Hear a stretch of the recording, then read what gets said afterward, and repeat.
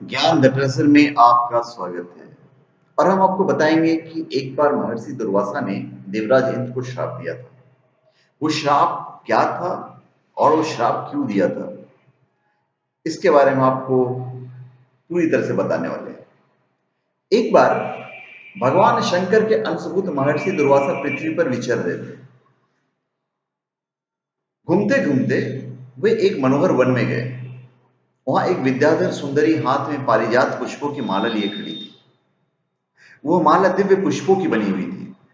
उसका गंध गंध ही नहीं था, वो दिव्य गंध था। उसका जो दिव्य गंध था वो समस्त वन प्रांत में सुवासित हो रहा था।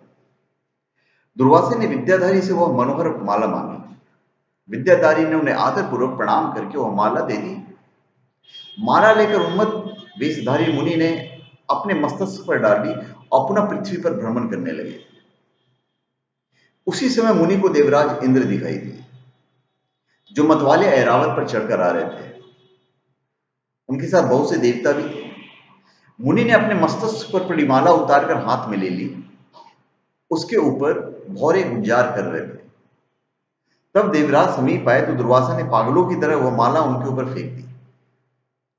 देवराज ने उसे ऐरावत के मस्तक पर डाल दिया।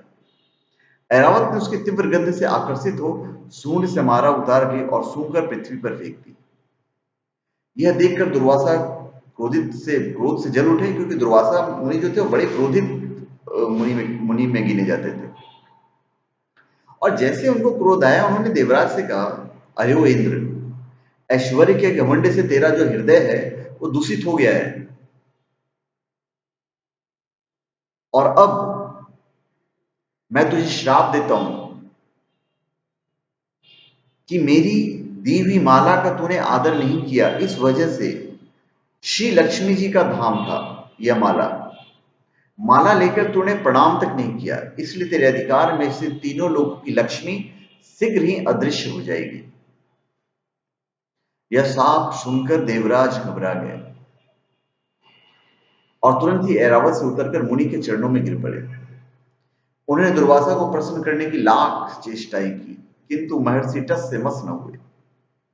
उल्टे इंद्र को फटकार कर वहां से भगा दिया। इंद्र भी ऐरावत से सवार होकर अमरावती को लौट गए। तब से तीनों लोगों की लक्ष्मी नष्ट हो गई। इस प्रकार त्रिलोकी के श्रीहीन और सत्वरहित हो जाने पर दानवों ने देवताओं पर चढ़ाई कर दी। देवताओं में अब उत्साह कहां रह गया था। सबने हार मान ली। फिर सभी देवता ब्रह्मा जी के शरण में गए। ब्रह्मा जी ने उन्हें भगवान विष्णु की शरण में जाने की सलाह दी और सबके साथ वे स्वयं भी क्षीर सागर के उत्तर तट पर गए।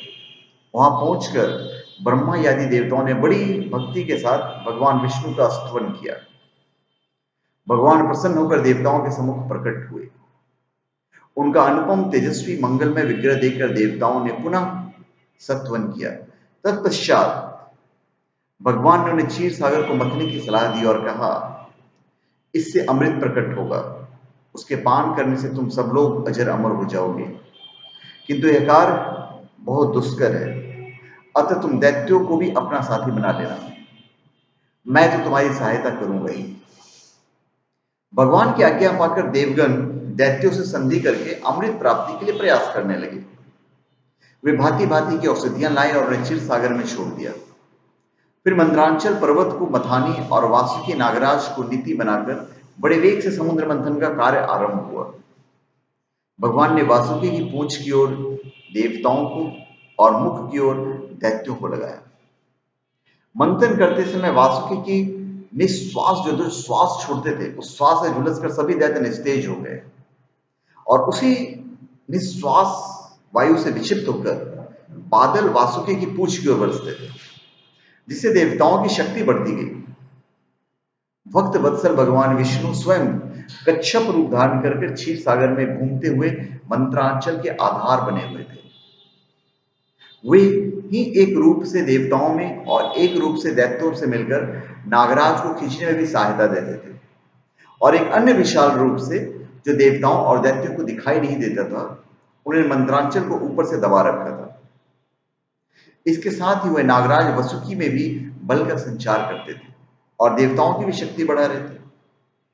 इस प्रकार मंथन करने पर क्षीर सागर से क्रमशः कामधेनु, वारुणी देवी, कल्पवृक्ष, अप्सराएं प्रकट हुई।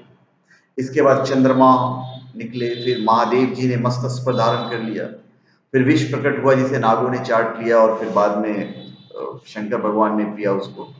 तदवंतर अमृत का कलश हाथ में लिए हुए धनवंतरी का प्रादुर्भाव हुआ। इससे देवताओं और दानवों को भी बड़ी प्रसन्नता हुई। सबसे अंत में क्षीर समुद्र से लक्ष्मी देवी प्रकट हुई, भगवती लक्ष्मी। वे खिले हुए कमल के आसन पर विराजमान थी। उनके अंगों की दिव्य कांति सब ओर प्रकाशित हो रहे थे। उनके हाथ में कमल शोभा पा रहा था। उनका दर्शन कर देवता और महर्षिगण प्रसन्न हो गए। उन्होंने वैदिक श्री सूक्त का पाठ करके लक्ष्मी देवी का स्तवन करके दिव्य वस्त्राभूषण अर्पित किए। वे उन दिव्य वस्त्राभूषणों से विभूषित होकर सबके देखते देखते अपने सनातन स्वामी भगवान विष्णु के वक्ष स्थल में चली गई। भगवान को लक्ष्मी जी के साथ देखकर देवता प्रसन्न हो गए। दैत्यों को बड़ी निराशा हुई। उन्हें धनवंतरी के हाथ से अमृत का कलश छीन लिया, किंतु भगवान ने मोहिनी स्त्री के रूप से अपनी माया द्वारा मोहित करके सारा अमृत देवताओं को पिला दिया। तदनंतर इंद्र ने बड़ी विनय और भक्ति के साथ श्री लक्ष्मी जी ने देवताओं को मनोवांछित वरदान दिया। तो धन्यवाद। आप हमारे चैनल को सब्सक्राइब करें और अपने कमेंट दीजिए। धन्यवाद।